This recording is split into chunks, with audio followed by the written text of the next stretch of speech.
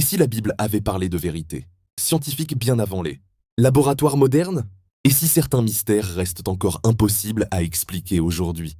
Beaucoup pensent que la science et la foi s'opposent. Mais est-ce vraiment le cas?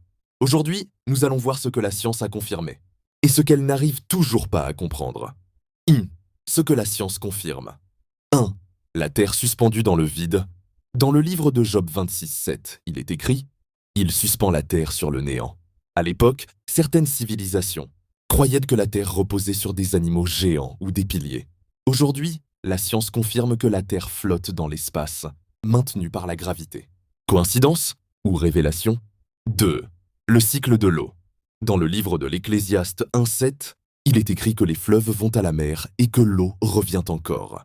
Des milliers d'années plus tard, la science explique le cycle de l'évaporation, des nuages et de la pluie.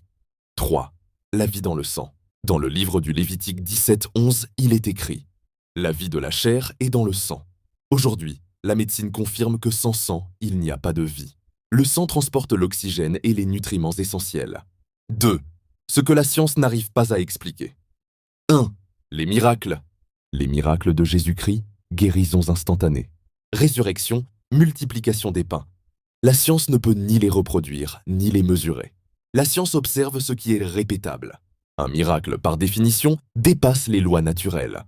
2. L'ouverture de la mer Rouge. Dans le livre de l'Exode, Moïse ouvre la mer. Certains chercheurs parlent de vent puissant ou de phénomènes naturels. Mais aucune preuve définitive ne confirme exactement ce récit. 3.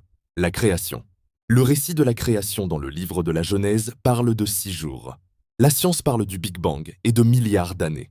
Certains chrétiens interprètent les jours comme symboliques, d'autres les prennent littéralement. Le débat continue. La science répond à la question « Comment ?». La Bible répond à la question « Pourquoi ?». Beaucoup de grands scientifiques, comme Isaac Newton, croyaient en Dieu. La foi ne remplace pas la science. La science ne remplace pas Dieu.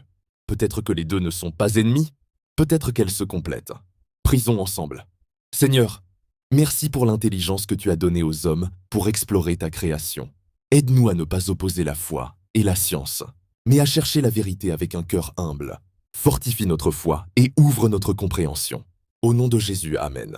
Si cette vidéo t'a parlé, abonne-toi, partage et écris en commentaire. Foi et science peuvent-elles marcher ensemble?